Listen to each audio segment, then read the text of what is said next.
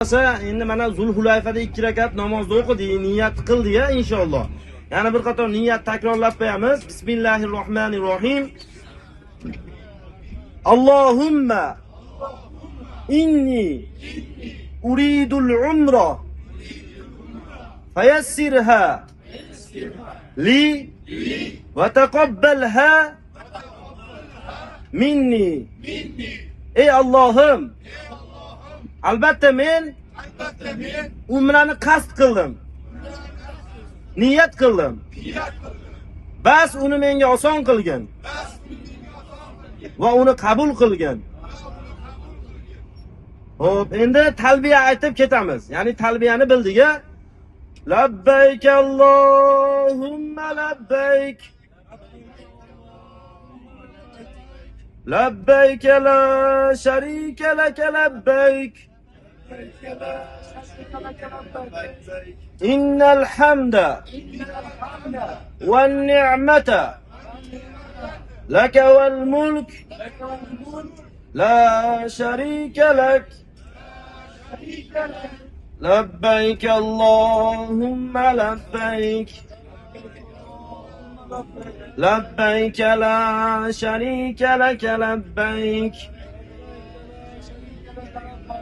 Innal hamda wan ni'mata laka wal mulk la sharika lak. Labbayk Allahumma labbayk. Labbayk la sharika lak labbayk. Innal hamda wan ni'mata laka wal mulk la sharika lak. Ma'nosini bilib oldik-a, ma'nosini bilib ketgan yaxshida. Labbayka, ey Allohim senga labbay dedim. Labbayka yana qaytaryapmiz. Labbay dedim. Ya'ni labbayni bildik-a, ya'ni labbay degani seni chaqirig'ingga labbay, ya'ni ya Allohim senga labbay deb seni chaqirig'ingga inobat qilib, ya'ni ijobat qilib ketyapman degani, ya'ni labbayka la sharika laka labbayk. Yana senga labbay dedim.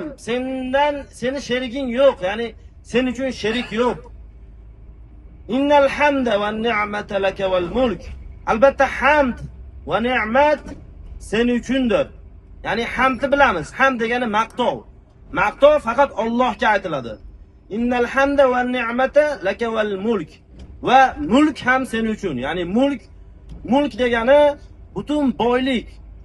Yer va osmon, tog', dengiz, okean, butun yer yuzidan tashqari okeanlar bilan ulas polni koinot Alloh uchundir. Allohniki hammasi, boylik Allohniki. La sharika lak. Sen uchun sherik yo'q. O ma'nosi shunaqa. Ya'ni kengroq qilib aytdim, xudo xolasa ana bilib oldi.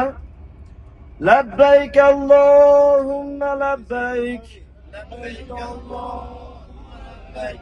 Labbayk la sharika lak labbayk.